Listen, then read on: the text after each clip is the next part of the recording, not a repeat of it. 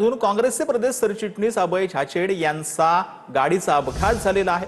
अपघातामध्ये छाछेड हे गंभीर जखमी झाल्याची माहिती आहे। 9 वाजताच्या सुमारास पिरंगुट परिसरामध्ये गाडीचा अपघात झालाय।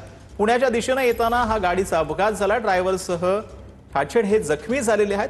पुणा हॉस्पिटलमध्ये त्यांच्यावर सध्या उपचार सुरू आहे। गाडीवरचं नियंत्रण सुटल्यामुळे त्यांच्या गाडीचा अपघात झाल्याची माहिती आहे। आपले प्रतिनिधी लक्ष्मण जाधव या पुणा हॉस्पिटलच्या बाहेरून लाईव्ह जोडले गेलेले आहेत। नक्की हा अपघात कसा झाला लक्ष्मण, आणि सध्या त्यांची प्रकृती कशी आहे?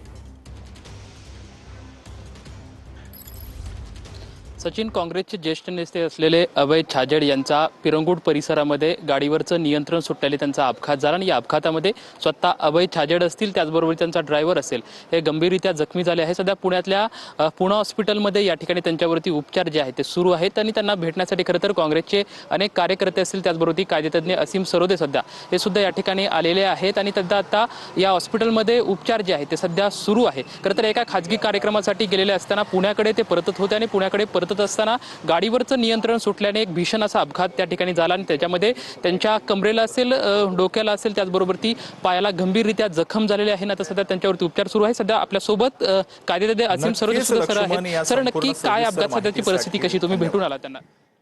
ते कार्यक्रमातून एका येत असताना अपघात झाला असं माझे मित्र डॉक्टर नरेश बोडके यांनी मला कळवलं। कारण की ते मुळशीहून काहीतरी काम करून येत होते।